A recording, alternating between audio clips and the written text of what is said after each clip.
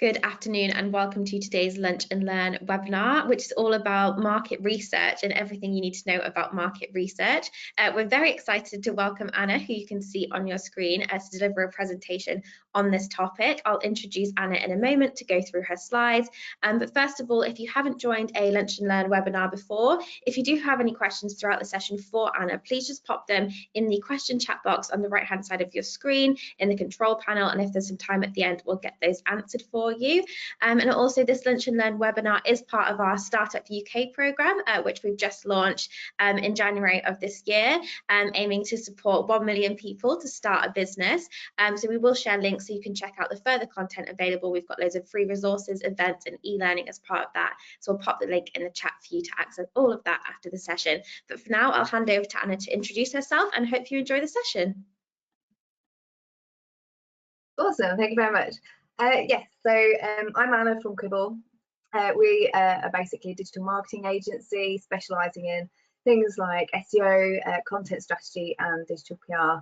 And yeah, I'm here to talk to you about market research, mainly because as well, it's one of the first things that we talk about with our clients when they first come on board, kind of understanding their initial position so we know obviously how they can grow their businesses. So I'm going to go through the slides I have here. Hopefully I'm not going to overload you too much with information. There is a lot to go through. So yeah, hopefully I'll be able to answer some questions at the end as well. So when I say everything to know about market research, obviously that's such a broad, massive subject. So what I'm going to be looking at is from the digital perspective. And as I say, looking at, understanding that current position so you know where to grow your business. And this can be, for startups as well as established businesses, because you can't do anything unless you're measuring obviously all of the activity that you're doing. So first off, what we're going to cover today. So there's a few different kind of things that I've kind of pulled out so that I think are quite key when starting any kind of marketing activity, and so obviously trying to grow your brand. So first off, it's understanding your position online, so understanding your current position, and then obviously you can monitor that as you kind of increase your activity and grow the business. Also looking at how you stack up against your competitors. So are you ahead of them? Are you behind them? What can we learn from them? So we can include that as part of the strategy that you have moving forward. But also how to target your customers effectively. And there's various different tools that we can utilise as well to kind of build out what your target customers will look like. So things like personas, and then obviously how kind of we're looking at those in terms of the content types of how we can attract those to our website and obviously attract them to engage with us as well. So first off, how to understand your position online. So essentially this comes down to your brand's authority. Initially, obviously, if you're a startup, you're going to think, oh gosh, well, I've got no authority, but you have. There's still going to be data on your type of business and within the industry itself that you're kind of going to be looking at. But to measure your digital brand authority, we've got to take stock of the industry relevant keywords. So I'm going to give you a couple of examples today, and then obviously you can use that for your particular business. But it's looking at things like, where would your site currently rank within, things like Google or Bing or the other search engines, so that you can understand then, okay, well, where are the customers or how the customers going to be able to find you. And it's also looking at your brand's coverage in authoritative publications, so magazines, newspapers, and also industry relevant websites. So as I say there, it's about where your site ranks in these particular kind of search engines. So it comes down to organic search more than anything, and your digital presence. And there's a lot of different things that search engines like Google are going to be looking at. We call these kind of digital signals.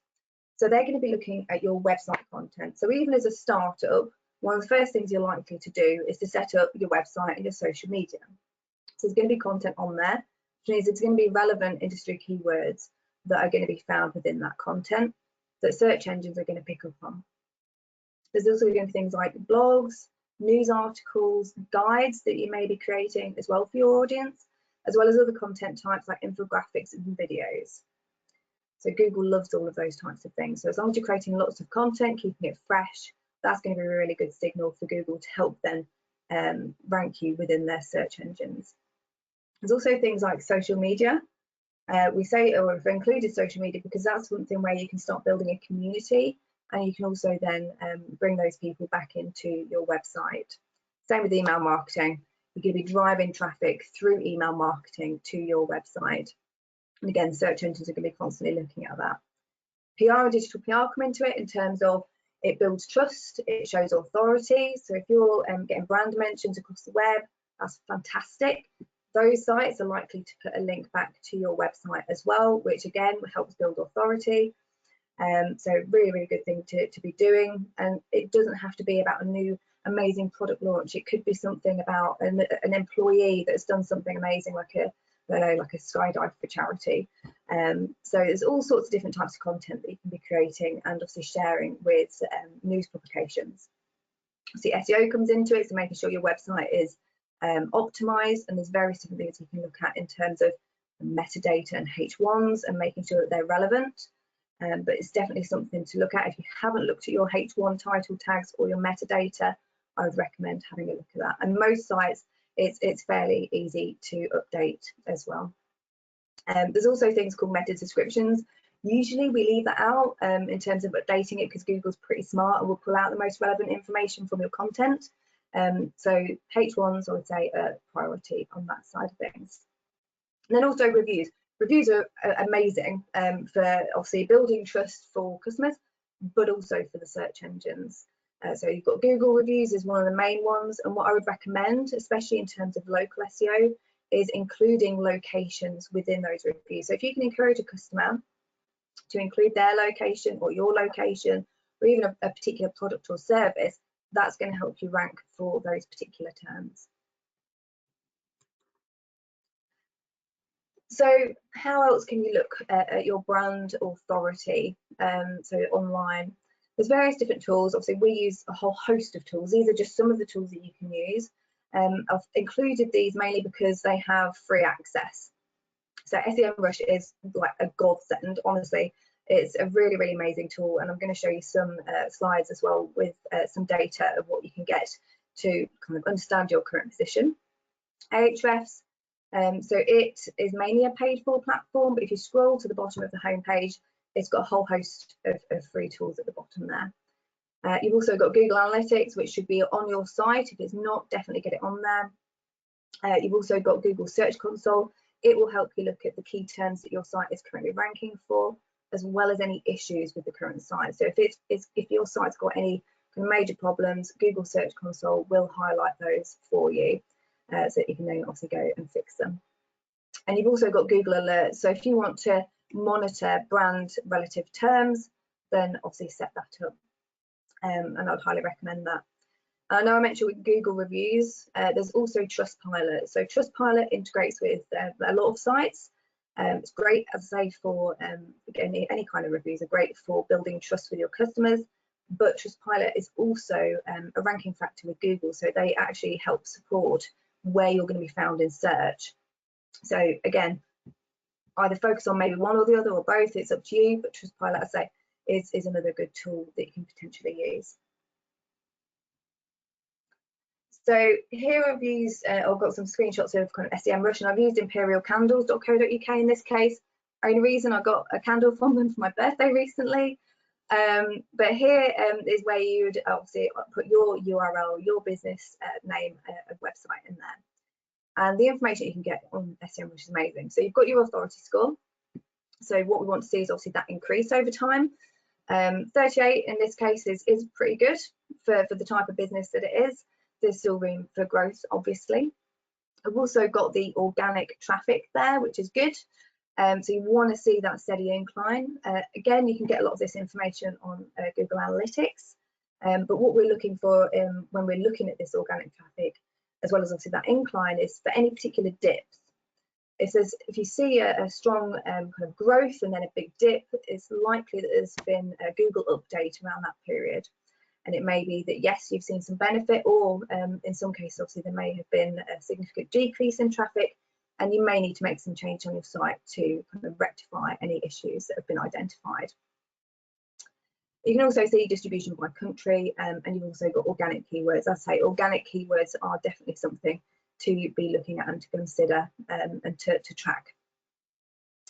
And as we scroll down, as I say, we've got more organic keyword information. Obviously, one of the top things that you want to be searched for is your brand name. Obviously, that wants to be position 1.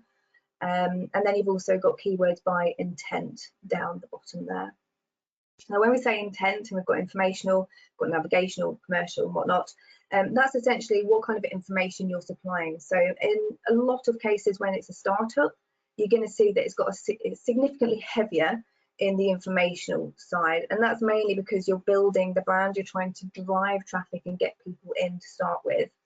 More commercial and transactional tend to be later on, when you've got maybe some things like the branded terms, you've got some brand authority already there, and people then can obviously be searching for your particular products or services. But yeah, what we obviously want to see is that people are coming to the site, they might be getting some information, but you're also guiding them through to maybe some commercial content or transactional content. So you want to see that there is a regular flow. And again, you can find that information in Google Analytics, the kind of content journey that people would go on, and also the drop-offs. I can't stress enough how much monitoring the keywords is important. What we usually do with any kind of business, as I say, we look at the keywords they currently rank for. Then what we usually do is look at any terms that are maybe on the second page and consider how we can then get them onto the first page. They're the easiest ones because they're already pretty good in terms of rankings. They're on the second page, and it's just a case of pushing them over the edge. In a lot of cases, so you can see the URL over to the right there.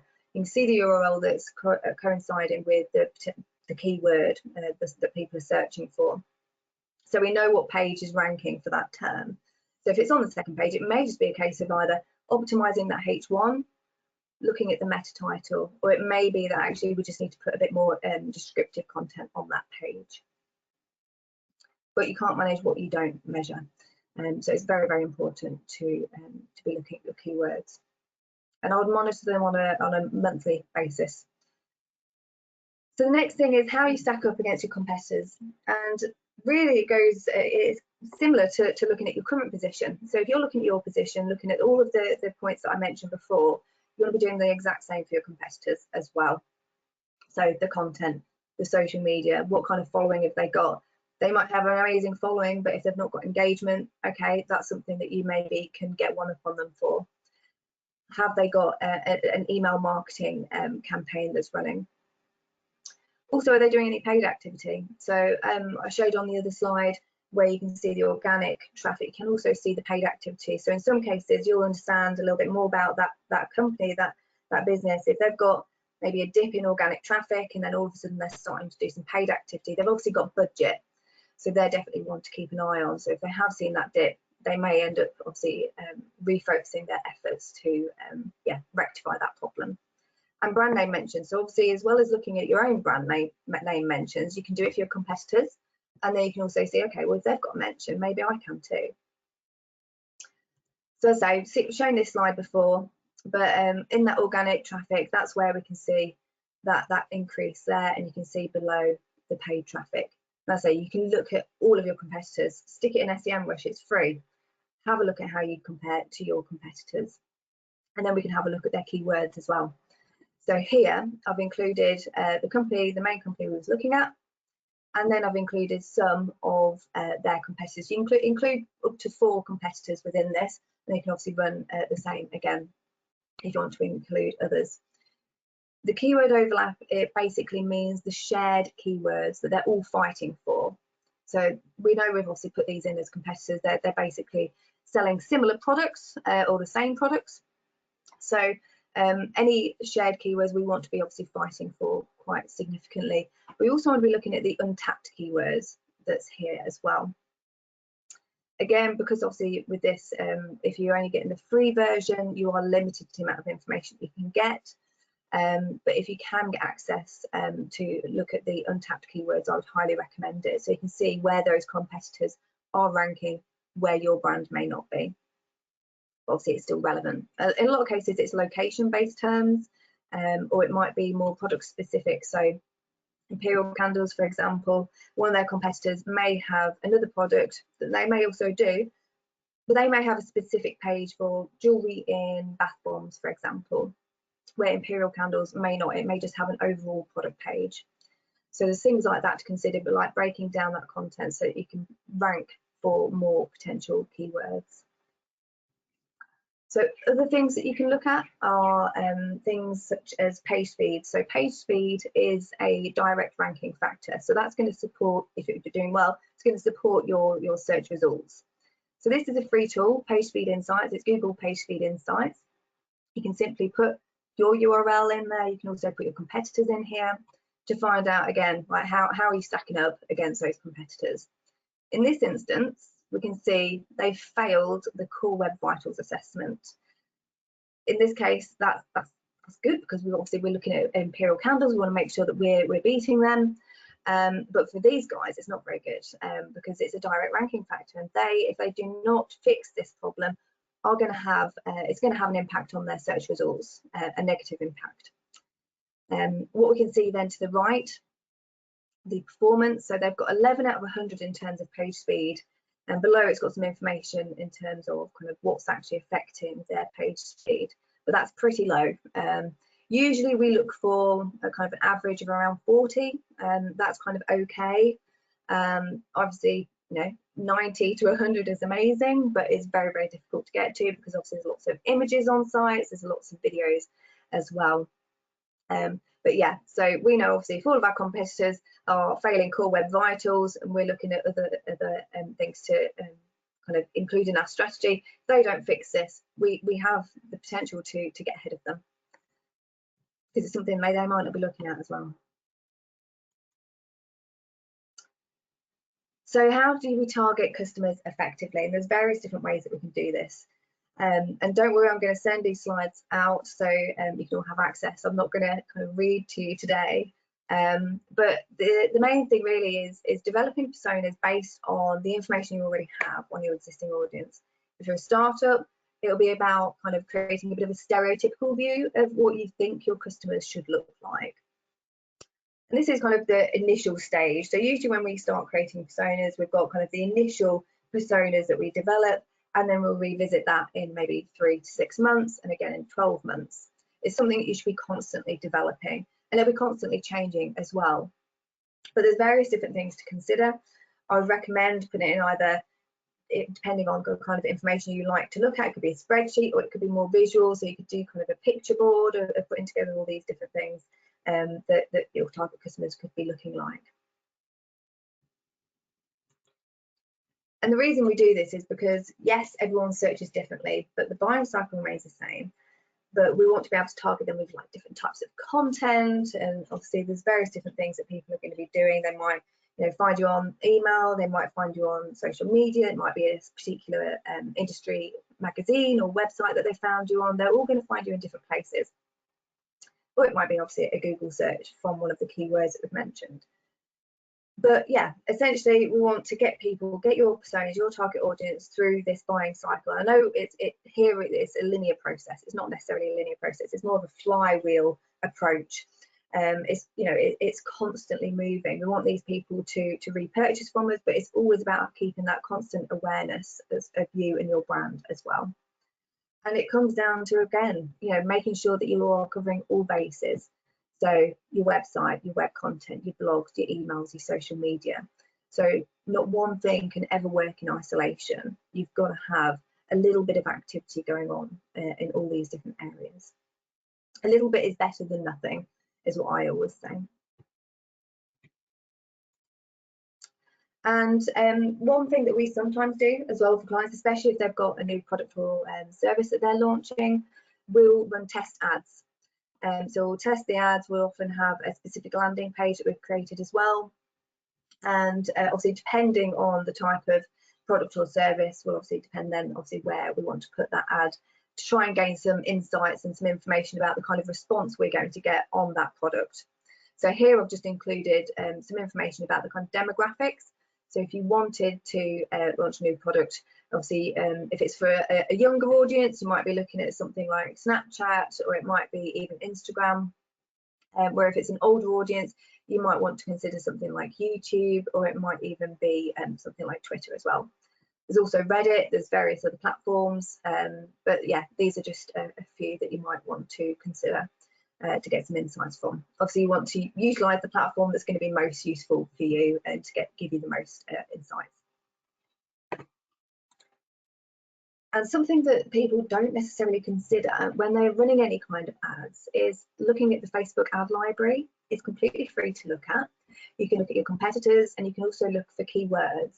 So for Imperial candles, for example, with the jewellery in the candles, you could look for specific candles, or it could be jewellery candles, things like that.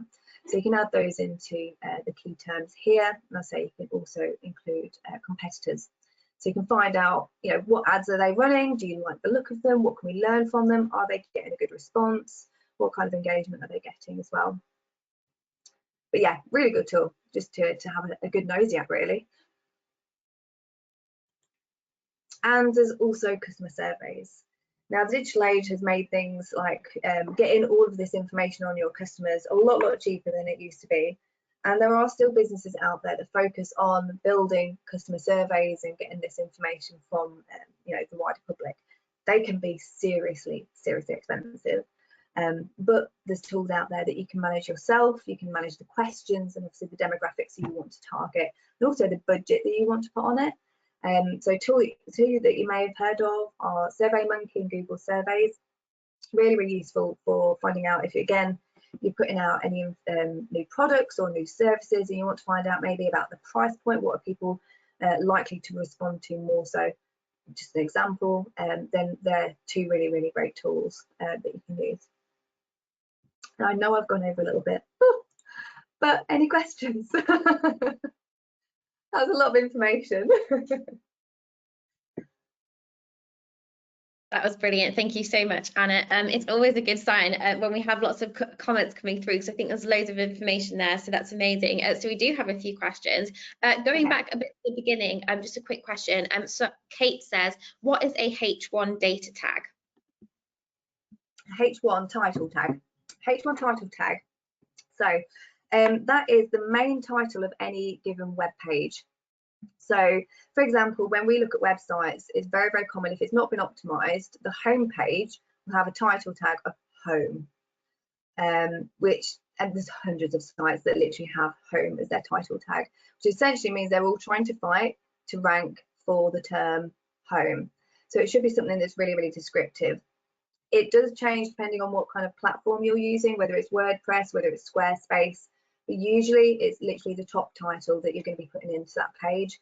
If you're unsure of what the title is of that page, you can right click, and I believe it's view page source. And if you go to, so if you do Control Find or Command F and put in H1 and do a search, you'll find it'll be in the code for H1, and you can find out what your title tag is there. But it should be anything that's going to be descriptive. So for Imperial candles, for example, I would expect their title tag for their homepage to be jewelry candles, for example. But yeah, every single page on your website will have a H1 title tag. Amazing. Thank you very much for explaining. I know we're running out of time, but I'll squeeze in a few more. Rashid says, how important is your branding to your company's success, and do you have any tips for getting it right? Oh gosh, I mean, branding is one of those things I think it's quite personal. I think as long as it's got a story, I think those brands that have a really good story are the ones that are going to definitely succeed. But yeah, I mean, there's so many different considerations. There's things like colours, there's things like the kind of the font and all the different things that come into branding. It's a really difficult one. That's like literally, that's such a loaded question. I mean, I'm happy to provide some more information afterwards if that would help. But yeah, I think it's building a community around that brand as well. I think if you've got an engaged community, you're onto a winner. Absolutely, that could be a whole webinar on its own. So yeah, thank you. Sarah's got an interesting question. She said, how much time should you spend looking at your competitors as opposed to focusing on your own brand? What type of percentage split would you would you give each month? So I guess it's an interesting question about how much time to spend on that. Oh gosh, do you know what? So usually when we start with a customer, we do a big whole host of activity around looking at those competitors, and then we obviously implement our strategy, our marketing strategy for the client. We don't usually look at addressing the competitors again until probably 6-7 months down the line, once we've actually done a lot of our activity, and we should then see a bit of a shift in our position compared to the competitors and see whether we've actually made gains on them. I mean, in terms of like socially, yeah, keep a bit of an eye on them, but I'd spend maybe 5 minutes a day, 10 minutes a day, or maybe once a week, just have a little check. But yeah, I would focus on your own activity. I think understand them in the initial stage, crack on with your own stuff, and then yeah, just every now and again. Amazing, thank you very much. We have had a few questions about whether this recording will be available. It will, and it will be sent out to you this afternoon, but I know we're running out of time now. So Anna, I'm just going to come to you for any final tips before we close off the session. Oh my gosh. I think, yeah, focus on definitely on your own brand. Try and drive as much traffic to your own website as possible. There's all these third parties, obviously social media. There's a lot of businesses that only have social media pages, but I highly recommend making sure you definitely have your own website and start building that community. So if you can start building your own email list, fantastic, because that's your data then that you can utilize in the future. Amazing. Thank you so much, Anna. Thank you so much for joining us today. Really information-packed session. So thank you once again. And to everyone joining, I hope you enjoyed the session. We will send the recording out so you can refer back to it at your leisure and refer back to any of the tips that Anna shared. But for now, thank you all so much for giving your time and joining us live. Thank you very much to Anna for delivering the session, and hope you all go on to have a great day. Thank you very much. Thanks, everyone.